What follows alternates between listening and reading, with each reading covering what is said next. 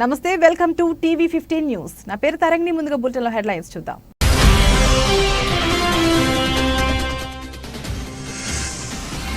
విశాఖ వేదికగా ఘనంగా global investor summit ప్రారంభం. హాజరైన ప్రముఖ పారిశ్రామిక దిగ్గజాలు.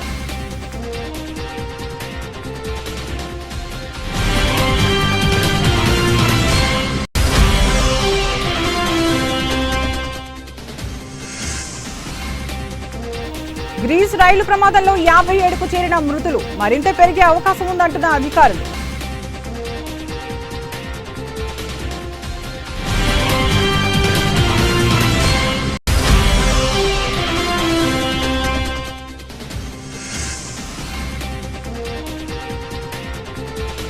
యడియూరప్పకు మరో కీలక పదవి. డిసైడ్ అయిన బీజేపీ హైకమాండ్.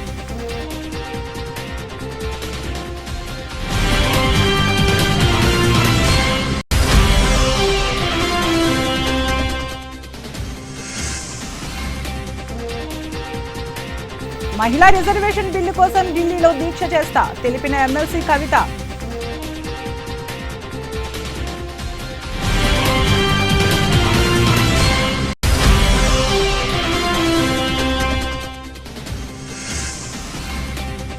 బీజేపీ అభ్యర్థులకు డిపాజిట్ రావద్దు. బండి సంజయ్ కరీంనగర్ కు చేసిందేమీ లేదు.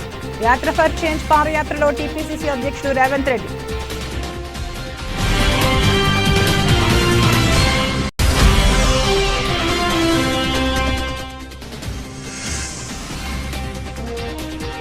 యాక్టర్లు ఆకలితో అలమటిస్తున్నారు. ఇంట్రెస్టింగ్ కామెంట్స్ చేసిన రణబీర్ కపూర్.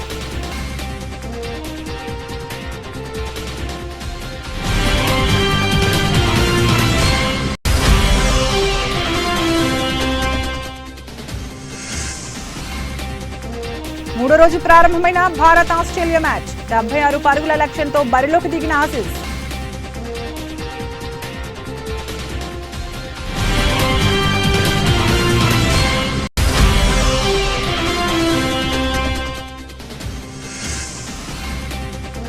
నష్టాలతో ప్రారంభమై మార్కెట్లు. 59,000 దిగువకు చేరిన సెన్సెక్స్.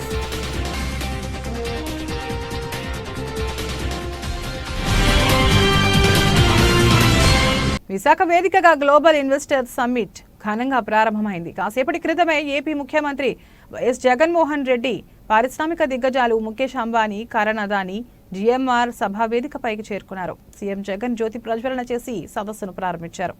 2 రోజుల పాటు జరగనున్న ఇన్వెస్టర్ల సమిట్ కు ఏపీ ప్రభుత్వం భారీగా ఏర్పాట్లు చేస్తుంది. 2 లక్షల కోట్ల రూపాయలు పెట్టుబడులు సాధించాలనే లక్ష్యంతో నిర్వహిస్తున్న ఈ సదస్సుకు దేశ విదేశాల నుంచి 10,000 మంది ప్రతినిధులు హాజరు కానున్నారు. సదస్సు కోసం ఏయూ ఇంజనీరింగ్ కాలేజీ ఆవరణలో ఏర్పాట్లు జరిగాయి. సదస్సుకు పలు దేశాల రాయబారులు, వాణిజ్య ప్రతినిధులు హాజరు కానున్నారు. సమిట్ను ఉద్దేశించి 21 మంది పారిశ్రామికవేత్తలు మాట్లాడనున్నారు.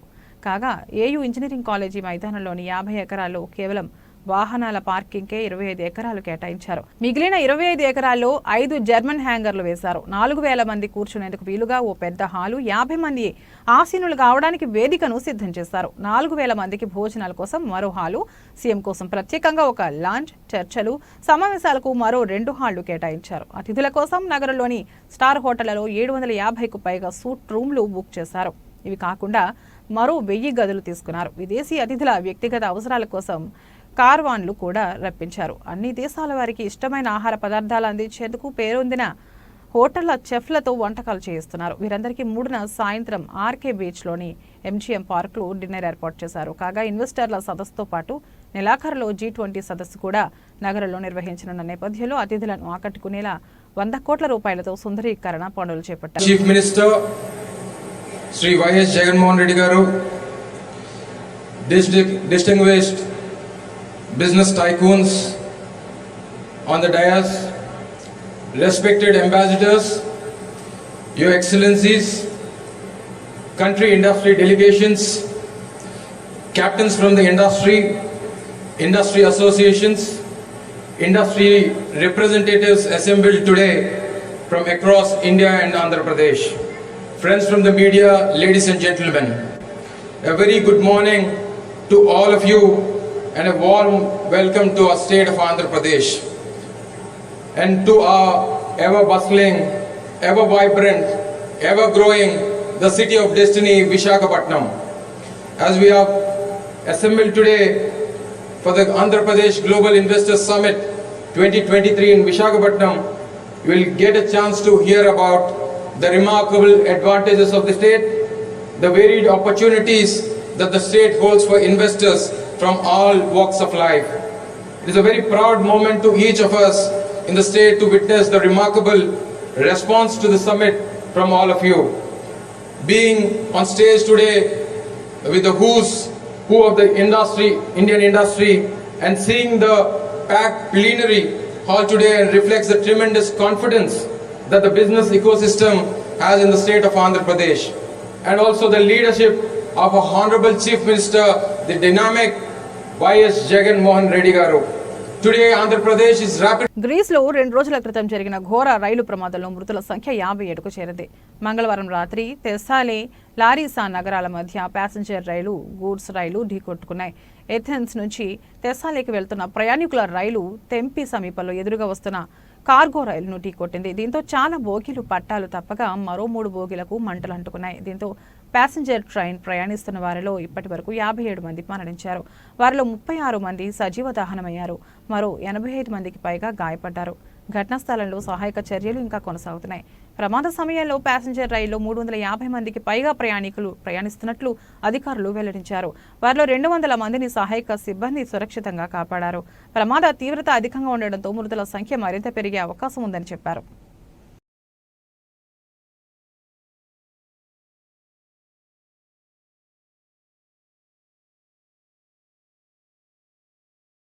యడియూరప్పకు మరో కీలక పదవి కట్టబెట్టేందుకు బీజేపీ అధిష్టానం సిద్ధమైనట్లు తెలుస్తోంది. 1-2 రోజుల్లోని ఉత్తర్వులు విడుదలయ్యే అవకాశం ఉన్నట్లు పార్టీ వర్గాల ద్వారా తెలుస్తోంది.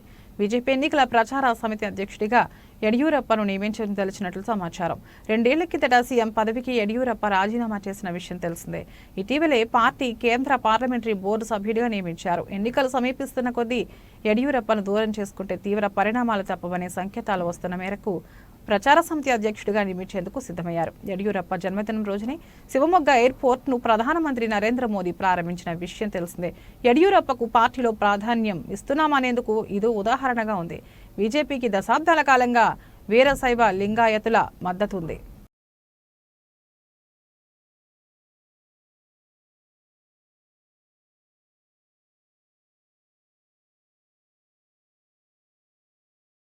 శ్రీకాకుళం జిల్లా వైఎస్ఆర్ కాంగ్రెస్ పార్టీ కార్యాలయంలో రాష్ట్ర పశుసంవర్ధక, పాడి పరిశ్రమ మరియు మత్స్య శాఖ మంత్రులు డాక్టర్ సీదిరి అప్పలరాజు మీడియా సమావేశం నిర్వహించారు. ఈ సందర్భంగా మంత్రివర్యులు తెలుగుదేశం పార్టీ అధ్యక్షుడు నారా చంద్రబాబు మరియు వారి క్యాడర్పై విరుచుకుపడ్డారు. ఈ సందర్భంగా మంత్రివర్యులు మాట్లాడుతూ టీడీపీ ఇండస్ట్రీస్ ఫ్యాక్ట్ చెక్ అనే బుక్ రిలీజ్ చేసిందని, వైజాగ్లో రేపు సమ్మిట్ జరుగుతున్న గొప్ప సందర్భంలో ప్రజలను తప్పుదారి పట్టించేలా ఫాల్స్ బుక్ లెట్స్ ప్రచారం చేస్తున్నారని మంత్రి డాక్టర్ సీదిరి మండిపడ్డారు. సత్యం, రామలింగరాజు, కోనేరు ప్రసాద్, నిమ్మగడ్డ ప్రసాద్ను వేధించామంటున్నారు. వారికి మాకు సంబంధం ఏంటని, చంద్రబాబు హయాంలోనే కదా వారిని వేధించిందని, మా మనిషి ముఖ్యమంత్రిగా లేరు కాబట్టి అబద్ధాలు ప్రచారం చేస్తామన్నట్లుగా ఉందని మంత్రి అన్నారు. అదానీ లాంటి వ్యక్తి లక్షల కోట్లు పెడుతున్నారు రాష్ట్రంలో అని అంబానీ, టాటా, బిర్లా, జిందాల్ వంటి వారు రాష్ట్రం వైపు చూస్తున్నారని, రిలయన్స్ ని వెనక్కి పంపామంటున్నారు. చంద్రబాబు హయాంలో లిటిగేషన్ ఉన్న ల్యాండ్ ని రిలయన్స్ కి కేటాయించారని, కోర్టు కేసులతో ఇబ్బందులు పడి రిలయన్స్ వెనక్కి వెళ్లిందని, ఇది మీ తప్పిదం కాదా అని ప్రశ్నించారు. మొదటి పేర ఏముందండి? సత్యం రామలింగరాజు గారు, నిమ్మగడ్డ ప్రసాద్, కోనేరు ప్రసాద్, ఇవన్నీ పేర్లు పెడుతూ వాళ్ళు అన్ని విధాలా వేధించినమాట. సత్యం రామలింగరాజు గారు వేధింపులకి ఈ ప్రభుత్వానికి ఏమైనా సంబంధం ఉందా? ఒకసారి మనం గమనించాలి. సత్యం రామలింగరాజు గారు కంపెనీ ఇబ్బందుల్లో కూరుకొని ఎప్పుడది అది ఇబ్బంది పెట్టినటువంటి వ్యక్తులు ఎవరు? చంద్రబాబు హయాంలోనే కదా. మరి అలాగే కోనేరు ప్రసాద్ గాని, నిమ్మగడ్డ ప్రసాద్ గాని, వీళ్ళందరూ ఎవరి హయాంలో ఇబ్బందులు గురైనారు? ఎవరి వల్ల ఇబ్బందులు గురైనారు? నిమ్మగడ్డ ప్రసాద్ మీద నేరుగా కేసులు బనాయించినటువంటి నీచమైన చరిత్ర చంద్రబాబు ప్రభుత్వం. మరి ఈరోజు ఫ్యాక్ట్ షీట్లో వాళ్ళందరికీ జగన్మోహన్ రెడ్డి గారి ప్రభుత్వం వేధింపులు గురి చేస్తుందని చెప్పి అంటే అస్తపర్థం ఉండట్లేదు.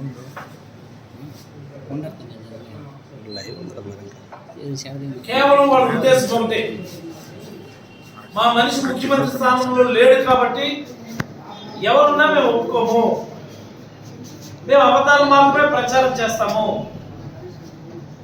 మేము అనుకున్నది మాత్రమే ప్రజలకు చేరవేస్తాము, నిజాలతో మాకు పని లేదు, మా పగ, మా విద్వేషం, మా కుట్ర, మా పంతం, మా పంత అన్ని కూడా ఒకటే. మా మనిషి ఆ కుర్చీలో లేడు, మా మనిషి ఆ కుర్చీలోకి వచ్చేంత వరకు మేము ఇలాగనే ఉంటామనే పందాన ఏమిటి రాత్రి?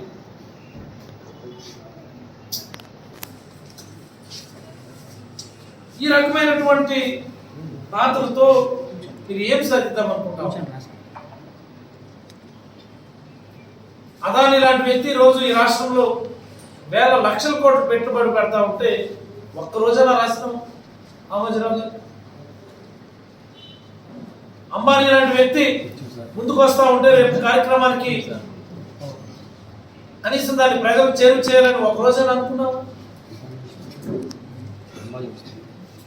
టాటాలు, బిర్లాలు, జిందాల్ ఇలాంటి గొప్ప గొప్ప పారిశ్రామిక ఈ దేశంలో ఉన్నటువంటి పెద్ద పెద్ద పారిశ్రామికవేత్తలందరూ కూడా ఈ రోజు రాష్ట్రంలో చూస్తుంటే ఆ సందేశాన్ని ఏ మూలకైనా సరే రాసినాం రామోజీరావు గారు. ఏంటిది? ఏంటి? మహిళా దినోత్సవం పురస్కరించుకొని మహిళా రిజర్వేషన్ బిల్లు, ఉమెన్ రిజర్వేషన్ బిల్లును పార్లమెంటు ముందుకు తీసుకురావాలని భారత జాగృతి అధ్యక్షురాలు ఎమ్మెల్సీ కల్వకుంట్ల కవిత డిమాండ్ చేశారు. ఈ అంశంపై భాజపా తన ఎన్నికల ప్రణాళికలో 2 సార్లు హామీ ఇచ్చి మాట తప్పుతోందని ఆమె ఆరోపించారు. ఇందుకు నిరసనగా భారత జాగృతి ఆధ్వర్యంలో ఢిల్లీ జంతర్ మంతర్ వద్ద ఈ నెల 10వ తేదీన ఒకరోజు నిరాహార దీక్ష చేయనున్నట్లు కవిత ప్రకటించారు.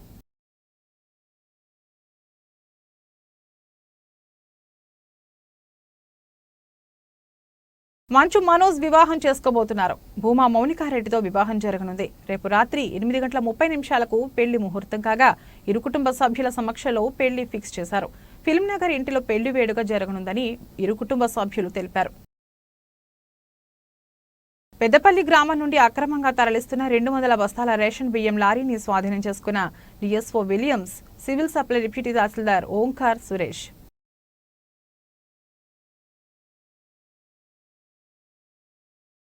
ఏపీలో ఈ నెల 13న ప్రభుత్వం సెలవు దినంగా ప్రకటించింది. ఉపాధ్యాయ పట్టభద్రుల ఎమ్మెల్సీ ఎన్నిక సందర్భంగా 13వ తేదీ సెలవు దినంగా ప్రకటిస్తూ రాష్ట్ర ఎన్నికల ప్రధానాధికారి, chief electoral officer CEO Mukesh Kumar Meena ఆదేశాలు జారీ చేశారు.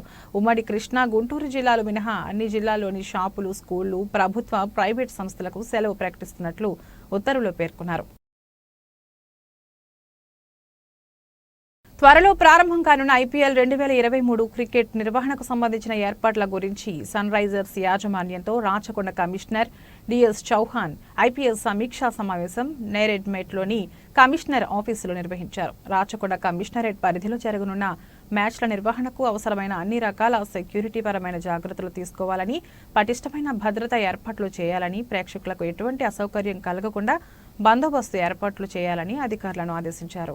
టికెట్ల పంపిణీలో ఎటువంటి గందరగోళం లేకుండా చూడాలని నిర్వహణ బృందానికి సూచించారు. ఈ కార్యక్రమంలో సన్ రైజర్స్ సీఈఓ షణ్ముగంతో పాటు DGP Malkajgiri Janaki, IPS ACP Naresh Reddy, Uppal inspector తదితరులు పాల్గొన్నారు.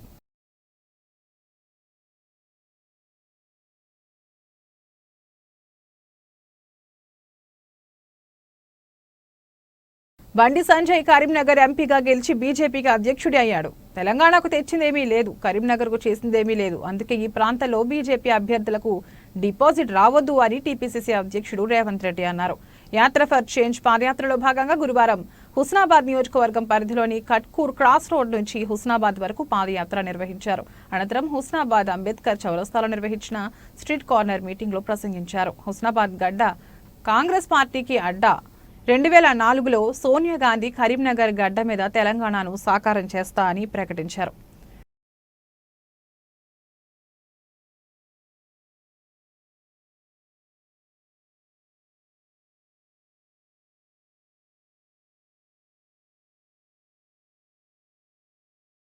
విజయవాడ కంటే ముందుగా గ్రామ పంచాయతీగా ఏర్పడి ఎంతో చరిత్ర కలిగిన జగ్గయ్యపేట పట్టణానికి ఇటువంటి సంబంధం లేని వ్యక్తుల విగ్రహాలను జగ్గయ్యపేటలో ఏర్పాటు చేయడానికి ఎటువంటి అభ్యంతరం చెప్పని తెలుగుదేశం పార్టీ నేతలు 5 దశాబ్దాల క్రితమే జగ్గయ్యపేటకు రక్షిత మంచినీటి పథకం ద్వారా పైప్ లైన్ల వ్యవస్థ మరియు విద్యుత్ సౌకర్యాన్ని కల్పించిన అభివృద్ధి ప్రదాత సర్దార్ సామినేని విశ్వనాథం విగ్రహం ఏర్పాటు చేయడానికి అభ్యంతరం చెప్పడం శోచనీయమని కేడీసీపీ బ్యాంక్ చైర్మన్ తన్నీరు నాగేశ్వరరావు అన్నారు. కాకపోతే మనం అడగకుండా పెడితే ఇబ్బంది పెడతారు రాజకీయంగా అని చెప్పి ఆ రోజున తెలుగుదేశం పార్టీ అధికారంలో ఉంది. ఇవాళ మేము చెబుతా ఉన్నాం అది కాదని చెప్పమన్న వాళ్ళని. 2017లో నేను మున్సిపల్ చైర్మన్గా ఉండి కొంతమంది కౌన్సిలర్స్ కొంతమంది పెద్దలు అందరం కలిసి వెళ్ళి అడిగాం మేము తాతయ్య గారిని, సార్ మాకు విశ్వనాథం గారు చనిపోయారు మీకు తెలుసు, వారికి అవకాశం ఇవ్వండి ఆ విగ్రహం పెట్టుకుంటాం మేము అని చెప్తే ఓకే అన్నారు ఫస్ట్. తర్వాత మేము 3.5 లక్షలతోని విగ్రహం కూడా తయారు చేసి తీసుకొచ్చాం. అలానే నెట్టూరు గారి ఇంటికి కూడా పోయాం. మరి ఆయన పెద్ద మళ్ళీ ఆయనకు కూడా చెప్పకపోతే బాగోదని చెప్పి వారింటికి కూడా పోయి వారి యొక్క అంగీకారం కూడా అడిగాం. వారు కూడా ఓకే పెట్టుకోండి అని అన్నారు. చివరికి మేము డివైడర్ మీద అది పెట్టడానికి గుంటలు తీసే టయానికి వచ్చి ఆర్ఎన్బి వాళ్ళు వచ్చి అడ్డగించి మీరు పెట్టడానికి వీల్లేదని చెప్పి 1 రోజు 2 రోజులు మమ్మల్ని పెట్టనీల గుంటలు తీసే చివరికి గుంటలు కూడా పూడ్చిన పరిస్థితి. అంటే చూడండి, ఇప్పుడు 2017లో మేము మున్సిపల్ చైర్మన్గా ఉన్నప్పుడు అదే డివైడర్ మీద ఎక్కడెక్కడో సంబంధం లేని వ్యక్తుల విగ్రహాలు పెట్టినప్పుడు మా పాలకవర్గం మేము చెప్పినా వినకుండా మరి ఆ రోజున మళ్ళీ మేము పోయి రిక్వెస్ట్ చేస్తే వాళ్ళు పెట్టుకోమని చెప్పి మేము విగ్రహం తయారు చేసుకొని 3.5 లక్షలతో కాంస్య విగ్రహం తెచ్చిన తర్వాత పెట్టనీయకపోవడం అంటే చివరికి మేము దాని దేశంపై ఎస్జీఎస్ కళాశాలలో ఆ రోజున పెట్టడం జరిగింది. వాళ్ళు ఈరోజు తెలుగుదేశం పార్టీ నాయకులు మాట్లాడే వాళ్ళకి ఒక్కటి తెలియాలి, 2015లో కొత్తగా ఈ నెల 13న జరిగే తెలంగాణ రాష్ట్ర శాసన మండలి మహబూబ్ నగర్, రంగారెడ్డి, హైదరాబాద్ ఉపాధ్యాయ నియోజకవర్గానికి జరిగే ఎన్నికల్లో మొదటి ప్రాధాన్యత ఓటును తనకు వేసి ఎమ్మెల్సీగా గెలిపించాలని గాలిరెడ్డి హర్షవర్ధన్ రెడ్డి గురువారం ఏర్పాటు చేసిన విలేకరుల సమావేశంలో ఉపాధ్యాయులను అభ్యర్థించారు. ఈ సందర్భంగా ఆయన మాట్లాడుతూ తెలంగాణ రాష్ట్రం ఏర్పడిన తర్వాత ప్రభుత్వ ఉద్యోగులు జీతాల కోసం ఎదురు చూడాల్సిన పరిస్థితి ఏర్పడిందని అన్నారు. కాంగ్రెస్ పార్టీ అధికారంలో ఉన్నప్పుడు ప్రతి 2 సంవత్సరాలకు ఒకసారి ఉపాధ్యాయ పోస్టులు భర్తీ చేయడం జరిగిందని తెలిపారు. తనను ఎమ్మెల్సీగా గెలిపిస్తే ప్రతి నెల పదోన్నతులు ఇచ్చే జీవో 32ను మళ్లీ పునరుద్ధరించేలా చేస్తానని తెలిపారు. 317 జీవో ద్వారా స్థానికతను కోల్పోయిన ఉద్యోగుల కోసం ఏప్రిల్ 24వ తేదీన మెలిసి హోదాలో ఆమరణ నిరాహార దీక్ష చేయడానికి సిద్ధంగా ఉన్నానని తెలియజేశారు. ఉపాధ్యాయ ఎమ్మెల్సీ ఎన్నికల్లో కాంగ్రెస్ పార్టీ సంపూర్ణ మద్దతుతో నేను పోటీ చేస్తూ ఉన్నాను. ఈ పోటీలో నిల్చున్న నాకు వికారాబాద్ జిల్లా ఉపాధ్యాయులు, అధ్యాపకులు, గురుకుల పాఠశాలల పీసీటీలు, టీసీటీలు, కస్తూర్బా గాంధీ సిఆర్టీలు, పీజీసీఆర్టీలు, మోడల్ స్కూల్స్కు సంబంధించిన టీసీటీలు, పీసీటీలు, జూనియర్ కళాశాలలు, డిగ్రీ కళాశాలలు, పాలిటెక్నిక్ కళాశాలలు అందరికీ పేరు పేరున విజ్ఞప్తి చేస్తూ ఉన్నాము. మొదటి ప్రాధాన్యత ఓటు వేయాలని. ఇవాళ ఉన్నటువంటి పరిస్థితుల్లో తెలంగాణ రాష్ట్రం వచ్చిన తర్వాత జీతాలకు కూడా ఎదురు చూడాల్సినటువంటి పరిస్థితికి ప్రభుత్వం తీసుకురావడం జరిగింది. నెల రోజులు పనిచేస్తే 1వ తారీఖున వచ్చే వేతనాలు రాలేదు. మనం దాచిపెట్టుకున్నటువంటి ప్రావిడెంట్ ఫండ్ డబ్బులు కూడా దరఖాస్తు చేసుకున్న సంవత్సరాలు గడిచినా రావడం లేదు. ఏదైనా మెడికల్ రియంబర్స్మెంట్ చేసుకుంటే కూడా మరో జబ్బు వస్తుంది కానీ పాత జబ్బుకు సంబంధించిన డబ్బు రావడం లేదు. అదే కాకుండా ఉపాధ్యాయుల, అధ్యాపకుల హక్కులన్నీ ఇవాళ హరించుకొని పోతున్నాయి.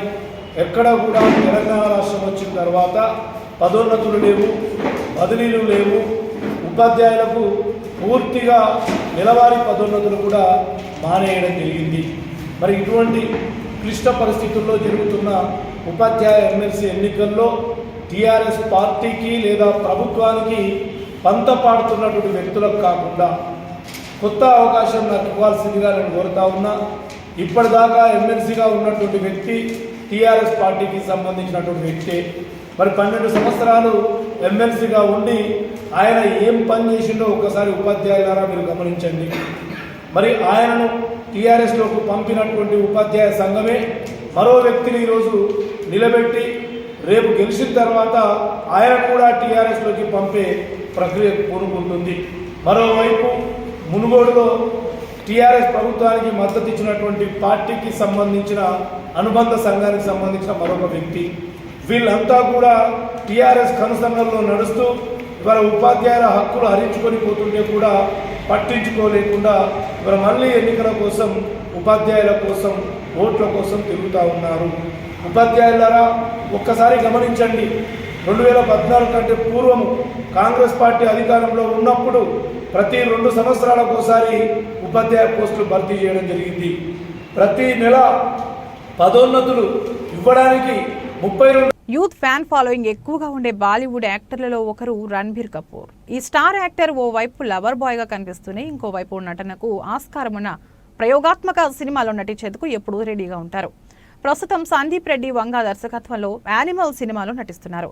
షూటింగ్ దశలో ఉన్న ఈ ప్రాజెక్ట్ నుంచి లీక్ అయిన రణ్బీర్ కపూర్ స్టిల్స్ నెట్టింట్లో హల్చల్ చేస్తున్నాయి. కాగా నటన అనేది అందరికీ బయట నుంచి కనిపించేంత గ్లామరస్ వృత్తి కాదని అంటున్నారు రణ్బీర్ కపూర్. బీబీసీ చిట్ చాట్లో రణ్బీర్ కపూర్ మాట్లాడుతూ యాక్టర్లకు బయట నుంచి క్రేజ్ ఫేమ్ ఉన్నప్పటికీ ఎప్పుడూ సంతోషంగా ఏం ఉండరని, తరచూ బాధలు ఉంటారని అన్నారు. నటీనటులు వృత్తిపరమైన డిమాండ్స్ వల్ల వాళ్ళు తినాలనుకునే ఆహారం లాంటి ప్రాథమిక అవసరాలకు ఎప్పుడూ దూరం అవుతుంటారని అన్నారు. మంచి శరీర సౌష్ఠవాన్ని మెయింటైన్ చేయాలని ఒత్తిడి అనారోగ్యకర ఆహారపు అలవాట్లకు దారితీస్తుంది. నటీనటులు పర్ఫెక్ట్ బాడీ లాంగ్వేజ్లో కనిపించాలంటే కఠినమైన ఆహారపు నియమాలను పాటించాల్సి ఉంటుందన్నారు రణ్బీర్ కపూర్. యాక్టర్లు ఆకలితో అలమటిస్తున్నారు, ఎందుకంటే వాళ్ళు తినాలనుకునే ఆహారాన్ని తినలేరు. నేను ఒకవేళ యాక్టర్ను కాకపోతే బరువు పెరిగినా పట్టించుకోకపోయేవాడిని. ప్రతి ఒక్కరూ ఆరోగ్యంగా ఉండాలి, మీరు కూడా జీవితాన్ని కొంత ఆస్వాదించండి అంటూ చెప్పుకొచ్చారు. రణ్బీర్ కపూర్ మరోవైపు లవ్ రంజన్ దర్శకత్వంలో తుజోతి మెయిన్ మక్కార్ సినిమాలో నటిస్తున్నారు. రొమాంటిక్ కామెడీ ఎంటర్టైనర్ గా వస్తున్న ఈ చిత్రంలో శ్రద్ధా కపూర్ హీరోయిన్ గా నటిస్తోంది. మార్చి 8న విడుదల కానుంది.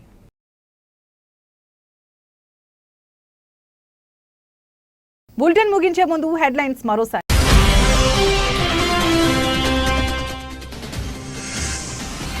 విశాఖ వేదికగా ఘనంగా గ్లోబల్ ఇన్వెస్టర్ సమిట్ ప్రారంభం. హాజరైన ప్రముఖ పారిశ్రామిక దిగ్గజాలు.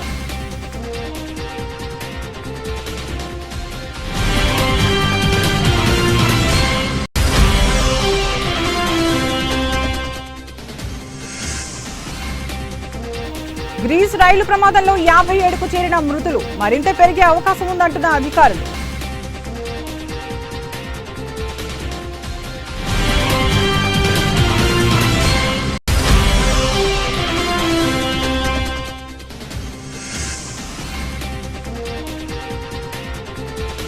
యడియూరప్పకు మరో కీలక పదవి, డిసైడ్ అయిన బీజేపీ హైకమాండ్.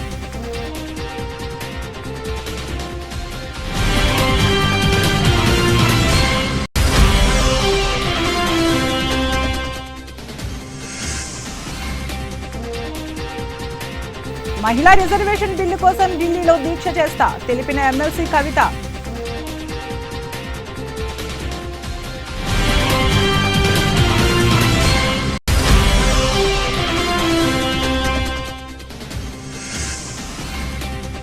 బీజేపీ అభ్యర్థులకు డిపాజిట్ రావద్దు, బండి సంజయ్ కరీంనగర్ కు చేసిందేమీ లేదు. యాత్ర ఫర్ చేంజ్ పాదయాత్రలో టీపీసీసీ అధ్యక్షుడు రేవంత్ రెడ్డి.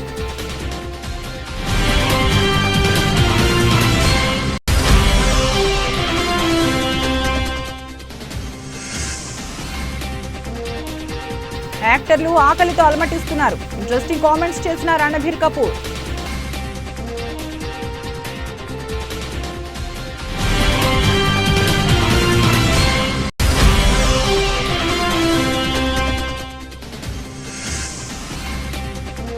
మూడో రోజు ప్రారంభమైన భారత్ ఆస్ట్రేలియా మ్యాచ్. 76 పరుగుల లక్ష్యంతో బరిలోకి దిగిన ఆసీస్.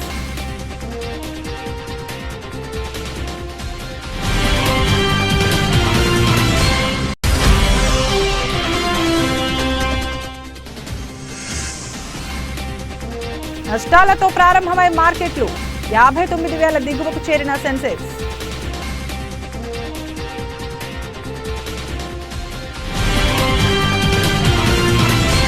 ఇది ఈ రోజు బులెటిన్. మరో బులెటిన్లో మళ్ళీ కలుద్దాం. అంతవరకు సెలవు, నమస్కారం.